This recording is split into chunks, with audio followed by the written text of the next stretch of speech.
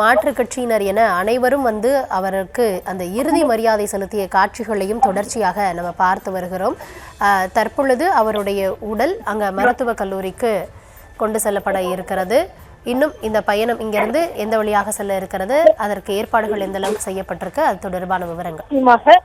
அவரது இந்த பூத உடலை மிகவும் கவனத்துடன் அவர் ஆசைப்படியே மருத்துவக் கல்லூரி மாணவர்களுக்கு கொண்டு செல்ல வேண்டும் என்பதற்காக இறுதி ஊர்வல வாகனம் ஏற்கனவே தயார் செய்யப்பட்டு இங்கு வைக்கப்பட்டிருக்கிறது. அவரது புகைப்படத்தை முன்னே பொருத்தி மிகவும் அவரது உடலை பத்திரமாக கொண்டு செல்வதற்கான ஏற்பாடுகள் செய்யப்பட்டிருக்கிறது. இந்த பகுதி முழுவதுமே காவல்துறையினர் தொடர் பாதுகாப்பில் ஈடுபட்டு வருகின்றனர். ஏற்கனவே இந்த நல்லக்கண்ணு ஐயாவை அவருக்கு இறுதி மரியாதை செலுத்த வேண்டும் என்பதற்காக ஆயிரக்கணக்கானவர் நேரடியாக மரியாதை செலுத்தி வரக்கூடிய நிலையில் பாதுகாப்பு ஏற்பாடுகளை மிகவும் சிறப்பாக செய்து காவல்துறையினர் நேற்று 3 மணிக்கு மேலாகத்தான் கிட்டத்தட்ட 5 மணிக்கு மேலாகத்தான் இங்கு இந்திய கம்யூனிஸ்ட் கட்சி அலுவலகத்திற்கு அவரது உடல் கொண்டு வரப்பட்டது மருத்துவமனையிலிருந்து.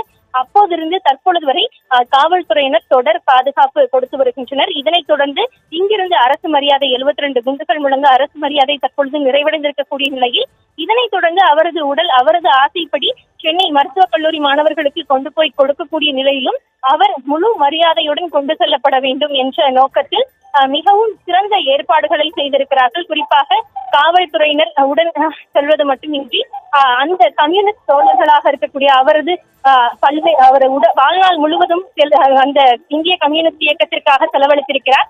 அந்த கம்யூனிஸ்ட் இயக்கத்தை பின்பற்றக்கூடிய நல்லக்கண்ணு ஐயாவை தங்களது வழிகாட்டியாக எடுத்திருக்கக்கூடிய அனைவருமே அந்த பேரணியில் பங்கேற்க முன்னெடுத்திருக்கிறார்கள். குறிப்பாக செந்தொண்டர் படை பேரணியாக முன்னே செல்வார்கள் என்று ஏற்கனவே நேற்றைய தினம் இந்திய கம்யூனிஸ்ட் கட்சி மாநில செயலாளர் வீரபாண்டியன் தெரிவித்திருந்தார். அதன்படி இந்திய கம்யூனிஸ்ட் கட்சியின் செங்கொடியாக இருக்கக்கூடிய அந்த கட்சி கொடியை கையில் ஏந்தி இருசக்கர வாகனங்களிலும் மற்ற 4 சக்கர வாகனங்களிலும் தொடர்ந்து இந்த இறுதி ஊர்வல பேரணியை நடத்தி சென்று இங்க இருக்கக்கூடிய அண்ணா சாலை வழியாக நேரடியாக அங்கே ஜெமினி அருகே தாண்டி இருக்கக்கூடிய அந்த மருத்துவக் கல்லூரி வளாகத்திற்கு கொண்டு போய் இவரது உடலை சேர்க்க இருப்பதாக இங்க இருக்கக்கூடிய நிர்வாகிகள் தரப்பில் தெரிவிக்கப்பட்டிருக்கிறது.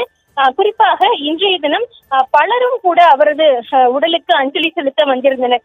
ஏற்கனவே இந்திய கம்யூனிஸ்ட் கட்சியின் அகில இந்திய மாநில செயலாளராக இருக்கக்கூடிய நாராயணா, தேசிய பொதுச் செயலாளர் டி ராஜா, துணை செயலாளர், மாநில செயலாளர் என பலருமே அவருடனேயே நேற்று முதல் இருந்து வருகிறார்கள். இதற்கு முன்னதாக பல முறை அவர் உடல்நலம் குன்றி மருத்துவமனையில் பல நாட்கள் அனுமதிக்கப்பட்டு மீண்டு சென்றிருக்கிறார். அப்போதும் அவருக்கு உடன் நின்று அவர் மீண்டு வருவார் என்ற நம்பிக்கையுடன் இவர்கள் இருந்த நிலையில் இந்த முறையும் அதே நம்பிக்கையுடன் தான் காத்திருந்தார்கள். இருப்பினும் கூட அவரது வயது மூப்பு காரணமாக மருத்துவ சிகிச்சைகள் அவருக்கு பலனளிக்காமல் போனது. சிறுநீரக செயலிழப்பு, தொடர்ந்து உறுப்புகள் அவர் இயக்கம் குறைவு உள்ளிட்ட காரணங்களுக்காக அவர் உடல்நிலை மோசமடைந்து நேற்றைய தினம் உயிரிழந்த பின்னராக மிகவும் பெரிய இழப்பாக தமிழகம் இந்திய கம்யூனிஸ்ட் கட்சியினருக்கு மட்டுமின்றி தமிழகத்திற்கும் இந்தியாவிற்குமே இது போன்ற ஒரு தலைவர் மிகப்பெரிய உயிரிழந்தது மிகப்பெரிய இழப்பாகவே கருதப்படுகிறது.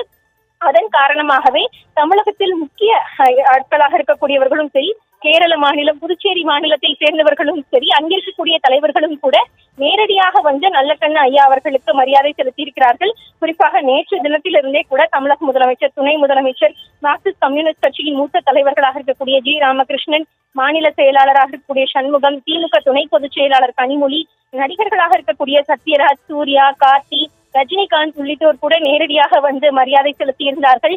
தமிழ்நாடு காங்கிரஸ் கமிட்டி தலைவர் செல்வ பெருந்தகை தற்போது கூட இந்த இறுதி மரியாதையில் கலந்திருக்கிறார்கள். அதே போல் துணை பொதுச் செயலராக இருக்கக்கூடிய ராசா, திராவிட கழக தலைவர் வீரமணி, கவிஞர் வைரமுத்து, அதே போல பாமக தரப்பு எம்எல்ஏயாக இருக்கக்கூடிய ஜி.கே. மணி, நெல்லை முபாரக் உள்ளிட்டோர், மனிதநேய ஜனநாயக கட்சி தமிழ்முன் அன்சாரி என பல்வேறு தலைவர்களும் வந்திருக்கிறார்கள்.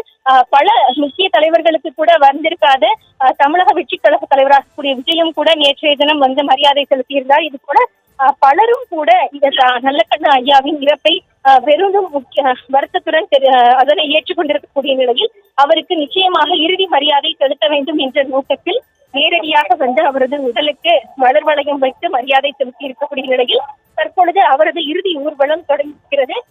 ஏற்கனவே அவருக்கு அரசு மரியாதை இறுதி மரியாதை செலுத்தப்பட்ட பிறகு 72 குண்டுகள் முழங்க இந்த அரசு மரியாதையும் செலுத்தப்பட்டு தற்பொழுது அவரது உடல் இறுதி ஊர்வல வாகனத்தில் ஏற்றி இங்க இருக்கக்கூடிய அந்த மருத்துவக் கல்லூரி மாணவர்களுக்கு ஆராய்ச்சிக்காக கொண்டு செல்லப்பட்டிருக்கிறது.